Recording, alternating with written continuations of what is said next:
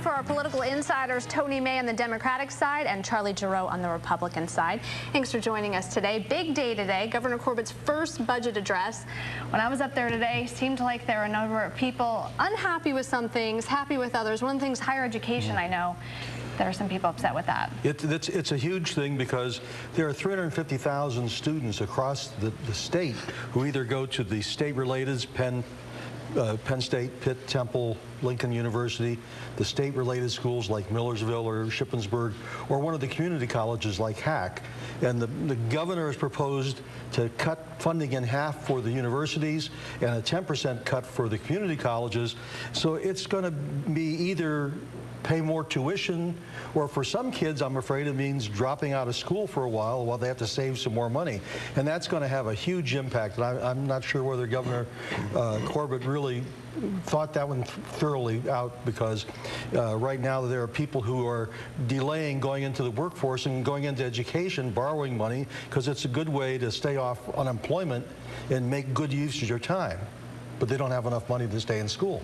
I'm willing to bet that Governor Corbett did think this one through, Andy, especially when you're given the fact that his budget secretary, Charles Zogby, used to be the Secretary of Education. So this is a budget that had to happen. It wasn't going to be easy for anybody. It is, in my judgment, a much less painful budget than it could have been for all of Pennsylvania. It does the right things, one of which is ask the fundamental question: where should government be allocating the taxpayers, underlying taxpayers, resources? And you have to ask, why is state government supporting private colleges and universities in the first place? And Tony will tell you the answer if he's honest. It's politics. So there's again is a political decision that has to be made about where the taxpayers' resources are going to be spent. The governor did the same thing with DCED, and he said ultimately we want to create jobs, not get votes. And that's, I think, at the core of this budget and this budget message. It's a good thing for Pennsylvania, and it's a bright day for our future. Now, as far as education goes, not specifically higher education, but he's calling on a lot of educators in the state to have wage freezes and things of that nature. So I know PSEA was upset with that as well. So I think it's going to be a tough pill to swallow, but this isn't the good news, I think, and this is a tribute to Governor Corbett. He tried very hard to make a difference between Pennsylvania and Ohio or Wisconsin, where they're very anti-labor. He's just anti-spending.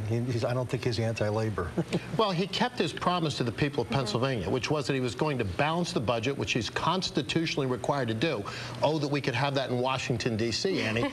But he did what he had to do constitutionally without raising taxes. In these tough economic times, to go back to the taxpayers who are already overburdened and say, gee, what will make your lives a little bit better is if we take, the state government, a little bit more of your money and toss it around instead of allowing you to decide how your hard-earned dollars are spent. The governor did exactly what he promised. The people of Pennsylvania elected him on that promise, and he kept it. I think that's a very, very positive sign for this administration. It's good economics, and it's good politics. Also showed him as former Attorney General putting some of the money into law enforcement. He's heading now to state police cadet classes. Do you see that as something that people are... It is, and interestingly, I don't know the exact numbers. I didn't get a chance to review the budget as thoroughly as I would have liked, Andy, because I was traveling up the Turnpike today, but my recollection is that he either kept level or just modest increases in the Department of Corrections budget, which has been the big gatherer of size over the course of the past couple of years. He cut the size of the Office of Attorney General, the one that he just left,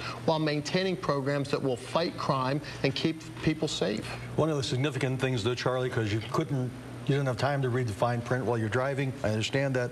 The way we're going to pay for these 2 new cadet classes of state police, which are needed, that's true, but it's going to come out of the highway dollars, the highway funds. And one thing he didn't mention a word about today was the highway budget and the $3.5 billion shortfall there. So we're only part of the way home. We've got more to come here on how to balance a budget without any taxes, Charlie. And what's interesting is there might be some agreement between Tony May and Charlie Gerow on the highway issues. Wow. Well, we're going to have to see in the next coming weeks as appropriations go through. So, great. Thanks, guys. And as always.